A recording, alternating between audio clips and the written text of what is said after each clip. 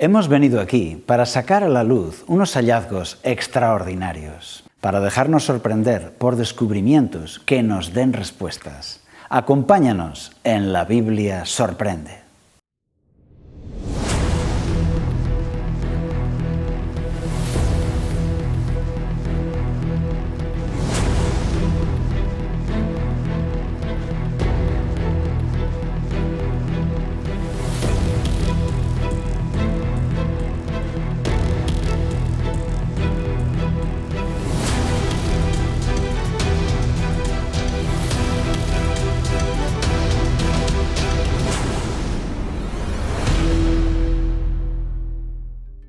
En el programa de hoy veremos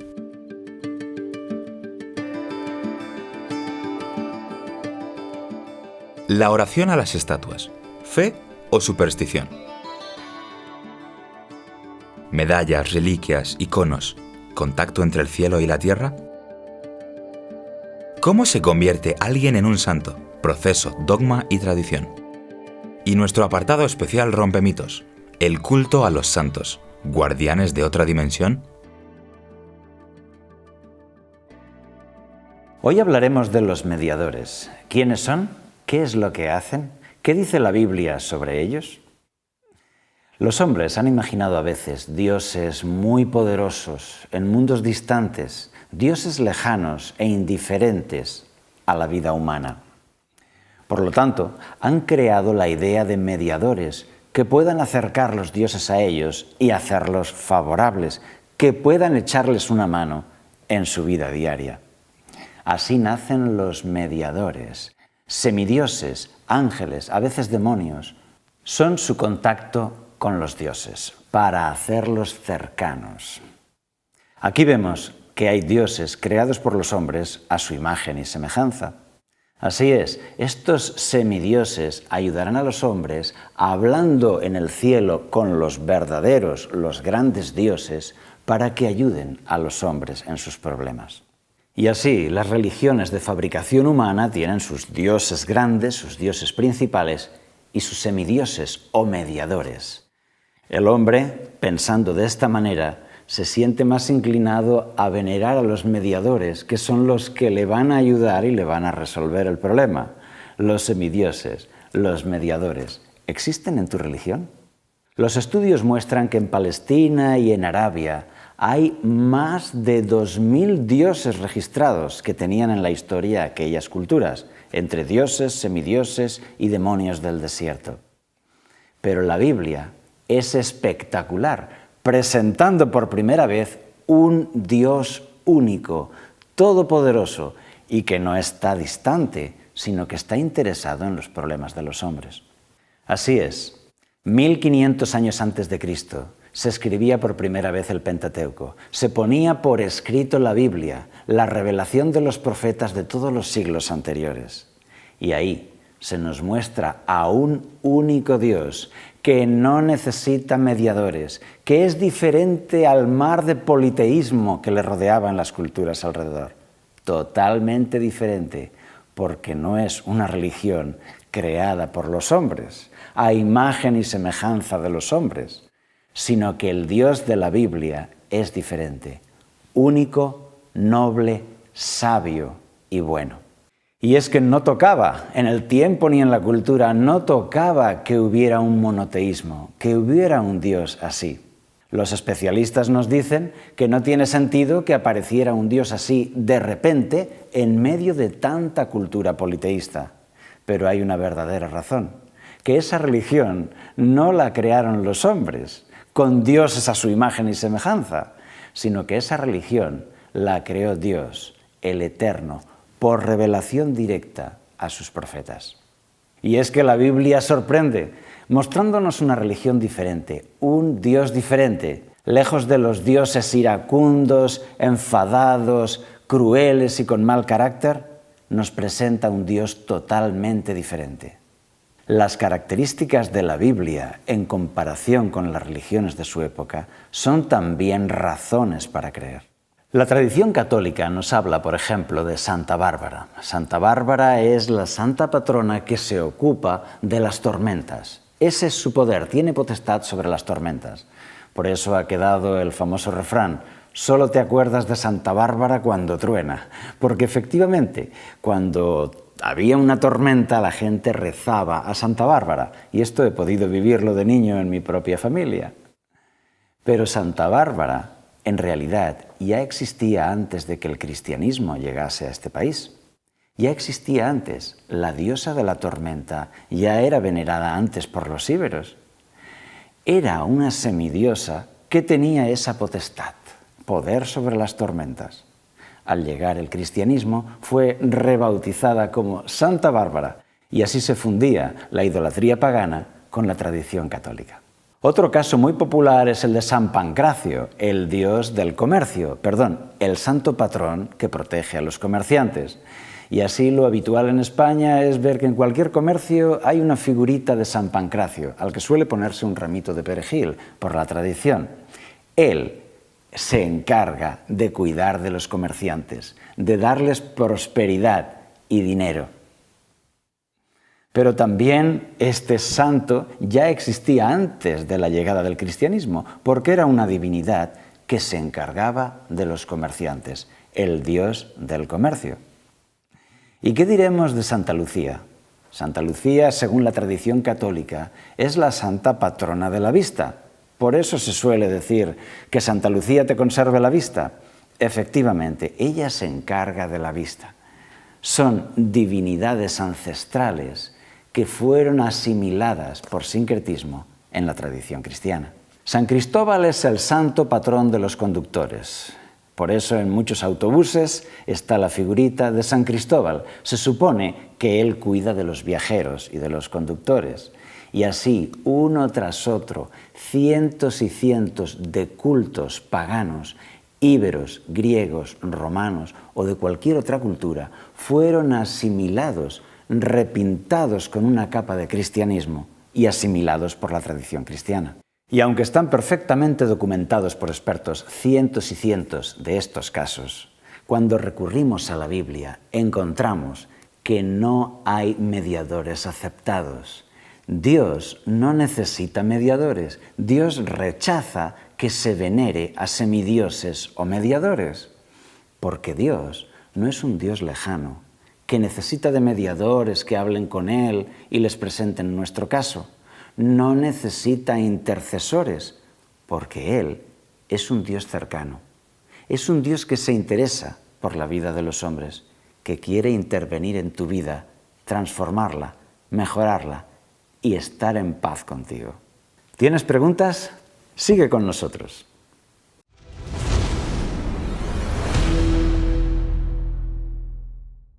Y nuestro símbolo de hoy es los ídolos. ¿Qué son los ídolos? Un ídolo es una imagen para el culto, ya sea pintada, dibujada o esculpida. Sea estatua o sea una pintura, es una imagen para el culto. En el judaísmo y en el islam, el culto a los ídolos está totalmente prohibido. Las estatuas no pueden representar realidades divinas. Sin embargo, en el mundo católico, con la entrada del paganismo, el culto a las imágenes proliferó. Con la llegada del protestantismo y el regreso a la Biblia, se prohibieron de nuevo las imágenes. Por eso los protestantes no tienen imágenes para el culto. ¿Tenían razón los protestantes? Al regresar a la Biblia y poner en vigor de nuevo el segundo mandamiento de la ley de Dios, que prohíbe la adoración de estatuas. Pues eso lo veremos a lo largo de este programa. Pero ¿de qué manera se origina en el cristianismo el culto a las estatuas? Ya en los primeros siglos, Santo Tomás de Aquino, en su libro Suma Teológica, ya justificaba el uso de estatuas para el culto, ya que él decía que en realidad no se adora a una estatua, sino a la realidad espiritual que la estatua representa. Con el paso de los siglos, más deidades entraron a ser representadas como estatuas. Así, cultos y personajes divinos que habían sido adorados durante siglos por los íberos o por los romanos, recibían ahora un nombre cristiano. Se seguía adorando la estatua, pero había sido bautizada como cristiana. Y así se llegó a pensar que no había que adorar a los ídolos de otros, pero sí a los nuestros, a los de nuestra religión. De manera que las estatuas de los demás serían consideradas ídolos, pero las estatuas de la tradición cristiana no serían consideradas ídolos, sino imágenes dignas de culto. Y así se llega al año 787, el año del Segundo Concilio de Nicea, donde ya de forma oficial la Iglesia enseñó y aceptó que se podían hacer imágenes sagradas para el culto. El paganismo, el politeísmo de las imágenes paganas, se había fundido ya con la tradición cristiana, dando lugar a lo que conocemos como el culto a las imágenes. Y así García Atienza, especialista en estos temas, en su libro Santoral Diabólico, documenta más de 100 casos en los que deidades paganas precristianas fueron rebautizadas como ídolos cristianos y sus estatuas siguieron recibiendo culto en las comarcas donde estaban. Pero aunque hay muchas opiniones humanas, vamos a ver ahora qué es lo que piensa Dios sobre el culto a las imágenes. Y vamos a hacerlo con la siguiente batería de textos. En primer lugar, el segundo mandamiento, Éxodo 20, 4 y 5. No te harás imagen ni ninguna semejanza de lo que esté arriba en el cielo, ni abajo en la tierra, ni en las aguas debajo de la tierra. No te inclinarás a ellas, ni las honrarás. Entonces, ¿a quién debemos adorar? Mateo 4:10. Entonces Jesús le dijo: Vete, Satanás, porque escrito está: al Señor tu Dios adorarás y a Él solo servirás. Dice la Biblia que las imágenes de culto no sirven para nada. Isaías 44, 9 y 10. Los que modelan imágenes de talla, todos ellos son nada, y lo más precioso de ellos para nada es útil. Y ellos mismos, para su confusión, son testigos de que los ídolos no ven ni entienden. ¿Quién fabrica un dios o quién funde una imagen que para nada es de provecho? ¿Qué poder tiene una imagen? Jeremías 10:5. Derechos están como palmera, pero no hablan. Son llevados porque no pueden andar. No tengáis temor de ellos, porque ni pueden hacer mal, ni tienen poder para hacer bien. ¿Deberíamos confiar en las estatuas? Salmo 115, 3 y 8.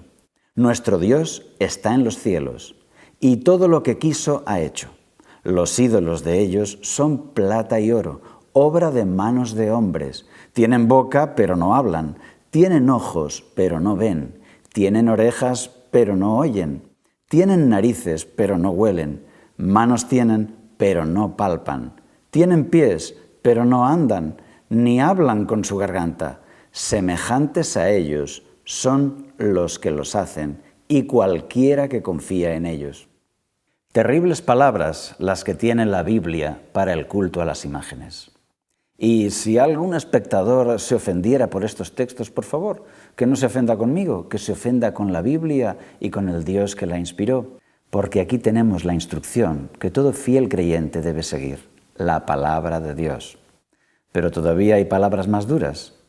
La Biblia explica la situación de un hombre que toma de un tronco de árbol y parte de la madera utiliza para calentarse, parte para cocinar sus alimentos y comer, y con lo que le sobra realiza la talla de una estatua para adorar con ella a su Dios. Y llama a esa acción que esa estatua de culto es pura mentira. Isaías 44, del 16 al 20. Una parte del leño la quema en el fuego, con ella prepara un asado de carne, lo come y se sacia. Después se calienta y dice: me he calentado con este fuego. Del sobrante hace un dios, un ídolo suyo. Se postra delante de él, lo adora y le ruega diciendo: líbrame, porque tú eres mi Dios. No saben ni entienden, porque cerrados están sus ojos para no ver y su corazón para no entender. No reflexiona para sí, no tiene conocimiento ni entendimiento para decir: parte de esto quemé en el fuego, sobre sus brasas cocí pan, asé carne y la comí. ¿Haré del resto de él una abominación? ¿Me postraré delante de un tronco de árbol? De ceniza se alimenta, su corazón engañado le desvía, para que no libre su alma y diga: ¿no es pura mentira lo que tengo en mi mano derecha? ¿Haré del resto una abominación? ¿Un tronco de árbol? ¿No es pura mentira lo que tengo en mi mano derecha? En este programa, La Biblia sorprende, tenemos el máximo respeto por las creencias de todos. Pero también la verdad debe darse a conocer. Todos deben saber que muchos creyentes han sido completamente engañados en este aspecto. El segundo mandamiento de la ley de Dios, que está en Éxodo capítulo 20, fue ocultado, borrado y no apareció en los catecismos durante siglos. Pero Dios jamás permitió que fuese borrado de la Biblia, porque la Biblia es un libro intocable, indestructible. Y ahí está, y desde ahí nos sigue enseñando a todos nosotros. Y Dios confía que donde hay un fiel creyente, aprenderá en su palabra y la seguirá, aunque en algunos casos vaya contracorriente de la cultura de moda. En palabras de Jesús quedó muy claro cómo debemos adorar. ¿Mediante estatuas? No, en espíritu y en verdad. Como dijo Jesús en Juan 4:24, Dios es espíritu, y los que lo adoran en espíritu y en verdad es necesario que lo adoren. Pero entonces, ¿qué pasa con el culto a los santos? Quédate con nosotros porque ahora vamos a estudiarlo.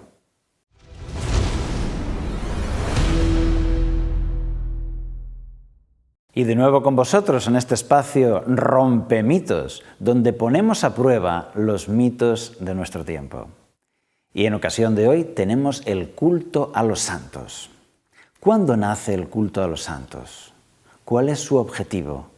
¿Tiene apoyo bíblico o por el contrario es una enseñanza contraria a lo que enseña la Biblia? El culto a los muertos se da en muchas culturas, antiguas y actuales. Por ejemplo, en muchos países orientales, la gente acude el Día de los Muertos a celebrar con sus difuntos.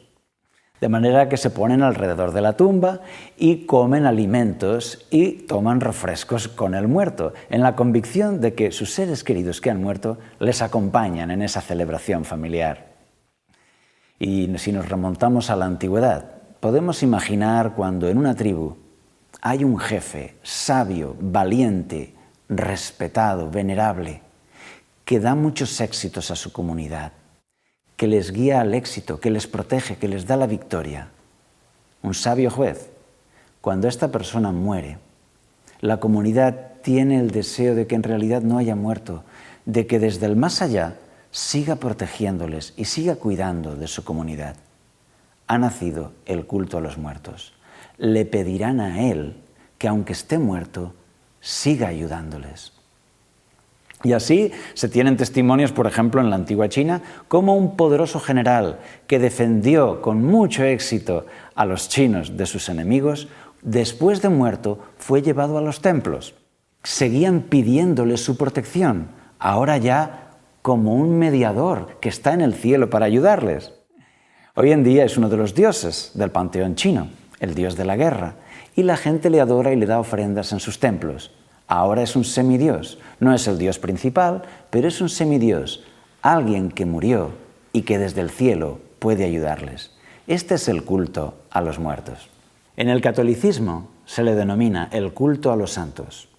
Esta enseñanza dice que las personas que fueron santas, que fueron muy buenas cristianas, destacaron por su fe, después de morir, al estar en el cielo cerca de Dios, pueden ayudarnos. Es muy útil tener un amigo cerca del poder, ¿verdad? Es muy útil cuando tenemos un familiar o un amigo cerca del alcalde o del presidente. En la misma forma de pensar, el tener santos alrededor de Dios los convierte en mediadores. La enseñanza del culto a los santos dice que ellos son mediadores ante Dios para el perdón de nuestros pecados o para conseguir objetivos que queremos en la vida.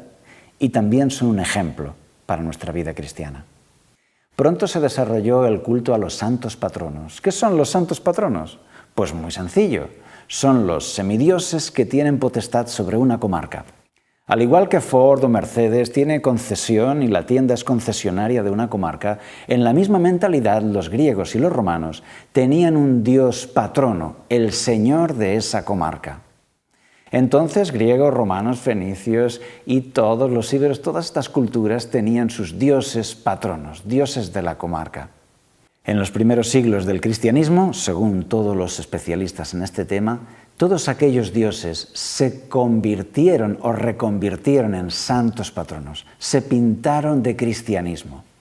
De manera que si durante siglos todo aquel pueblo peregrinaba a la montaña, al templo de Marte, y le traían ofrendas y sacaban la estatua en procesión, ahora, a partir del siglo IV, será llamado con el nombre de un santo cristiano y seguirá la misma forma de religión. Y Gibbons, un prestigioso escritor, llega a afirmar que la Iglesia había restaurado el politeísmo pagano con el culto a los santos. Y de forma institucional, el Concilio de Trento confirmó el culto a los santos como modelos y como mediadores de los hombres ante Dios. Esto fue una reacción a la vuelta a la Biblia que proponía la Reforma. Con la Reforma de Martín Lutero había un regreso a la Biblia y el Concilio de Trento marcó posiciones en el culto a los santos. ¿Y cómo nace un santo? ¿Cómo se declara a una persona santo? Bien, a esto se le llama proceso de canonización. En la actualidad, solamente el Papa puede determinar quién es santo y quién no. El Papa, quien a su vez es llamado su santidad. Solamente él podrá decidir quién es santo, quién está en el cielo y puede mediar entre Dios y los hombres. Y la canonización es un proceso complejo. El primer paso es la postulación, donde se informa de esa persona. Luego se le declara siervo de Dios, debido a las obras que haya hecho mientras estuvo vivo. Luego la persona es declarada venerable. Luego es declarada beata si se le puede comprobar que desde el cielo ha realizado algún milagro. Y por último, viene la canonización. Será declarada santa si se puede demostrar que ha realizado un segundo milagro desde los cielos. Y así, cientos y cientos y cientos de santos pueblan el santoral católico para mediar entre Dios y los hombres. Pero el culto a los santos, ¿es una enseñanza bíblica o un mito popular tradicional, pero tan creíble como Santa Claus repartiendo juguetes por Navidad? Vamos a verlo. En primer lugar, ¿puede un hombre o un semidios ser un mediador para los hombres? Mateo 4:10 dice: Entonces Jesús dijo: Vete, Satanás, porque escrito está: Al Señor tu Dios adorarás y a Él solo servirás. ¿A quién tenemos que adorar? Solo a Dios, exclusivamente a Dios. Apocalipsis 22, del 8 al 9 dice: Yo, Juan, soy el que oyó y vio estas cosas. Después que las hube oído y visto, me postré a los pies del ángel que me mostraba estas cosas para adorarlo. Pero él me dijo: Mira, no lo hagas, pues yo soy consiervo tuyo, de tus hermanos los profetas y de los que guardan las palabras de este libro. Adora a Dios. Aquí está claro que el ángel tampoco aceptó la adoración y dijo que la adoración es solo para Dios. Hechos 10, 25 al 26. Cuando Pedro entró, salió Cornelio a recibirlo y postrándose a sus pies, lo adoró. Pero Pedro lo levantó diciendo: Levántate, pues yo mismo también soy hombre. Los apóstoles no permitían la adoración, porque ellos eran solo hombres y había que adorar a Dios. Y cuando ya han muerto, la gente los adora como santos. Pero ellos ya no pueden defenderse porque ya se han muerto. Los apóstoles prohibieron que se les adore. Incluso en una ocasión, como habían hecho milagros, querían adorar a los apóstoles y ofrecerles sacrificios como a dioses. Esta es la escena en Hechos 14, 13 al 15. El sacerdote de Júpiter, cuyo templo estaba frente a la ciudad, trajo toros y guirnaldas delante de las puertas y juntamente con la muchedumbre quería ofrecer sacrificios. Cuando lo oyeron los apóstoles Bernabé y Pablo, rasgaron sus ropas y se lanzaron entre la multitud gritando y diciendo: ¿Por qué hacéis esto? Nosotros también somos hombres semejantes a vosotros, que os anunciamos que de estas vanidades os convirtáis al Dios vivo, que hizo el cielo y la tierra, el mar y todo lo que en ellos hay. La Biblia establece claramente quién es nuestro único mediador. Y lo dice en 1 Timoteo 2:5. Pues hay un solo Dios y un solo mediador entre Dios y los hombres, Jesucristo hombre. ¿Y quién es nuestro abogado? ¿Quién va a interceder por nosotros? Dice 1 Juan 2:1. Hijitos míos, estas cosas os escribo para que no pequéis, pero si alguno ha pecado, abogado tenemos para con el Padre, a Jesucristo el justo. Este es nuestro abogado, y es un abogado sobrenatural, todopoderoso, que no necesita de ayudantes. Hechos 4, del 11 al 12. Este Jesús es la piedra rechazada por vosotros los edificadores, la cual ha venido a ser cabeza del ángulo, y en ningún otro hay salvación, porque no hay otro nombre bajo el cielo dado a los hombres en que podamos ser salvos. No hay otro nombre, Él es el único Salvador. No hay otro nombre dado a los hombres en que podamos ser salvos. Jesús, único mediador, Jesús, único abogado y Jesús, único Salvador. Por lo tanto, el mito del culto a los santos lo declaramos roto. Y te invitamos para que nos acompañes en el próximo programa de La Biblia Sorprende. Hasta entonces.